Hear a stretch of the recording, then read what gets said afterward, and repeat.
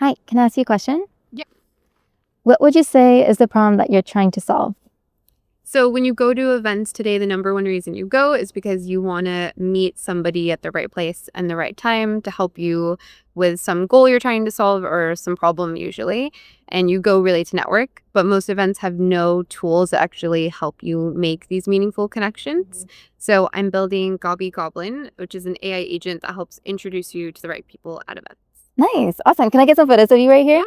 Okay, let me get a little bit further back. Why do you think people feel so intimidated at events, networking? I think that there's a lot of anxiety when you walk into a room and you have no idea who to talk to, but there might be so much riding on you finding that one person. It can feel like a needle in a haystack. So it's just incredibly overwhelming.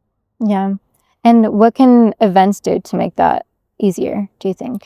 So the big thing, of course, is to utilize, I think, a technology platform like what we're building to help attendees actually make these connections before they're even in the room, right? So lining up those intros before you even arrive is a key part of that.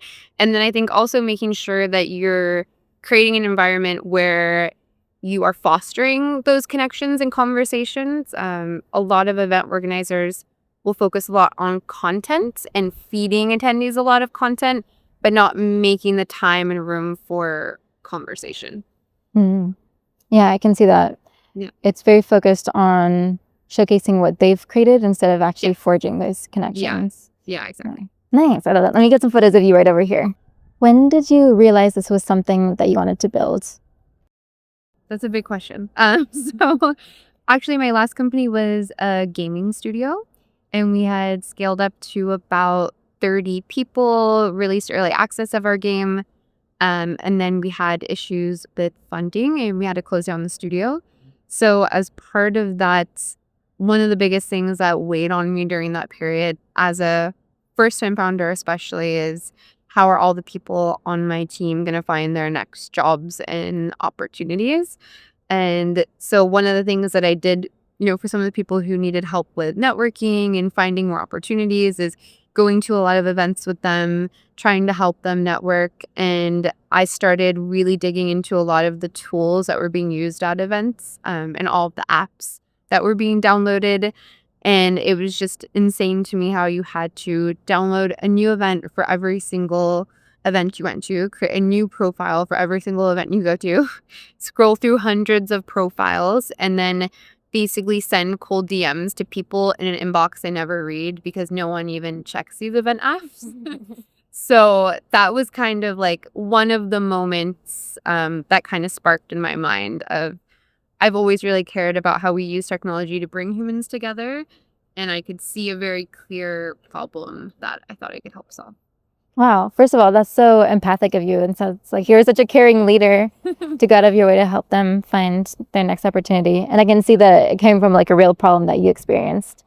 Yeah, because I very much believe that on a team or in any company, the people are the most important asset you have. And it's the most meaningful reason, I think, to build anything is to work on a problem with people that you love building with.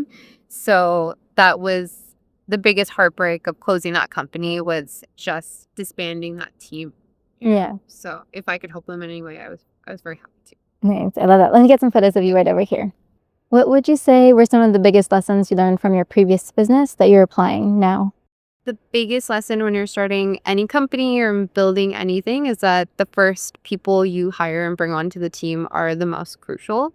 I think having people who are truly aligned and passionate will get you much further than people who just may have the right skills or might be more technically apt because skills can be learned with AI. People can code that could never code before. So passion and mission, I think, are the most important things to hire for, especially early team. I love that. How do you go about finding those people? For me, I'm very lucky that I've worked with just really incredible people over my career who want to keep working with me, luckily. So that's mostly all my early team are people that I've worked with at the last company and other jobs. Nice. That's great. Let me get some photos of you right over here. What's something unexpected that you've learned from networking since you started building this platform?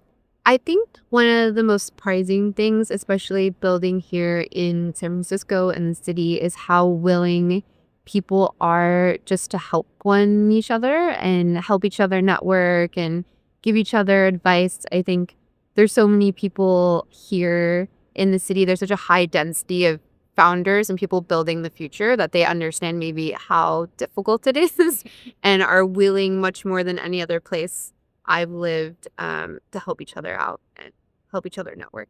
Yeah, I love that. I've noticed that as well. Networking in San Francisco, people are so willing to make intros. Yeah. It's really special. Let me get some photos of you just right over here. What's your favorite part of how you built the platform? My favorite part is that we actually do not have any app that you have to download. I saw that the number one issue with a lot of these event app platforms and tools is that you have to download something new and people have very short attention spans. And we honestly don't need an app. Our strategy is to integrate into any event registration platform that currently exists and basically just allow attendees to check a box that says, I want to get networking help from Gobby.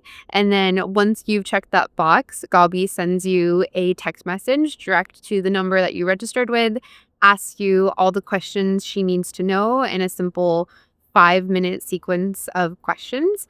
And then she goes and does all the hard work for you and directly intros you to your connections before the event even begins. Nice. I love that. Yeah, it does make it a lot more of a smooth experience when you don't have to download an app for every event. I can see that. Yeah. Yeah. Let me get some photos right over here. What's one thing you've learned about yourself since starting this journey of building Gobby? I think what I've learned about myself in the last few months is that I definitely am incredibly passionate about this problem space, and I just get so much joy out of seeing the connections that we're able to make, and just to be the catalyst that launches, like two co-founders meeting for the first time, or even if it's just a friendship, like being part of the reason that those two people come together is very motivating for me. And it's not something that I think is a brand new learning about myself, I guess, but I think it's just reaffirmed that this is my true passion. So Nice. Yeah, it makes a difference when you can actually see the results of what you're building. yeah, and be able to see it so quickly in real time, right? Like a lot of products, you're building them over very long time horizons before users even get their hands on it. But I'm able to see it within weeks, right? And now days of people signing up for the event and then meeting at the event and the joy that they have from those connections. Nice. That's awesome. Let me get some photos of you right over here. What would you say is one of the biggest misconceptions that people have about networking? People feel a lot of pressure when they're networking to tell either their whole life story or every single detail about what they're building in that first interaction. And they feel very overwhelmed by that and a lot of pressure and get very much in their heads. But I think the most important thing to do when, especially like when you're thinking about your one-liner, how you introduce yourself to somebody, it's really more about being memorable and saying something that that person that you just met can share to the next person that they meet, right? Like you need to have the ability to go viral, more or less, right, in the room. And in order to do that, you have to be easily shareable. So that means you need to be able to explain what you're saying very simply, very concisely. And even if it's not exactly what you're doing, it just needs to be the thing that people double click on. It doesn't need to be perfect. Yeah, I love that analogy of double click also. Yeah. And I can see that being really important. It's more about getting other people to spread the word of mouth. Yeah. So you can reach more people rather than you having to make every single one of those connections on your own. Exactly. Because it's just not possible. So. I love that. Let me get some photos of you right over here. What have been the best growth strategies for you so far? I think for us specifically and in the event space, we showed up to San Francisco not knowing anybody.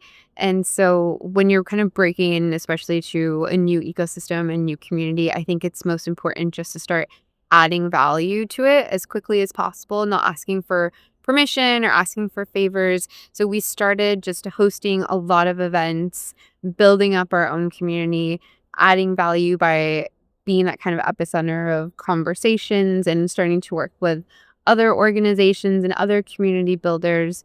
And especially in San Francisco, where there's so many events every single day, as we've talked about, that was a really incredible growth strategy for us and got a lot of word of mouth. Nice. Yeah, I could see that. And I love how you started with providing value. Yeah, First. definitely. Because I think, especially today, there's so much competition in any space you're going to enter. So how you can always differentiate yourself, no matter what industry you're in, is just start adding value and proving that you can do things, not just saying that you can do things. Yeah, it was really helpful. Let me get some photos of you right over here. So a lot of people associate technology as something that is isolating for connections. How do you feel about that? Yeah, so I think that technology in and of itself is not isolating. It's the way that we utilize it, it's the way that we design it, it's the incentives that we put within whatever product we're creating or platform that we're creating. So I think that with the right, more or less game design, it can be the opposite of isolating. It can be leveraged to bring people together, to connect the dots between people in a room who don't know what the value that the other people have. And I think that that can be a really beautiful way to increase connection and get rid of a lot of the isolation we see. Yeah, it's more of a tool rather than the Yeah. end. Yeah. Oh, nice. Let me get some photos of you right over here. What is something that you're proud of yourself for? That's a good question. Um, I think that something that maybe I've most recently thought about that I'm proud about myself for is my ability to follow through on what I say I'm going to do and to not ghost people. I think it's very normal to go to a lot of events, connect with a bunch of people on LinkedIn, but I call it virtue connecting, where you just make the connection, but you have no actual want or follow through to continue the conversation. And then when the person reaches out, they just never respond. I think that's kind of become the norm, and it's become just very easy to kind of make it like people are in a video game and they don't really matter. So, yeah, I think that's probably the thing I'm most proud of myself, is that I feel like everyone matters and I follow through on the connections that I make. That's a beautiful answer. That's true. I kind of feel targeted. No, it happens to everyone. Like, I think it's really becoming this like almost underlying cultural norm. And so I think it's like you have to like fight against it by just following through with people. Yeah, that makes sense. Let me get some photos of you right over here. What would you say is your deeper why? Yeah, so my why has always been focused around using technology to bring people together.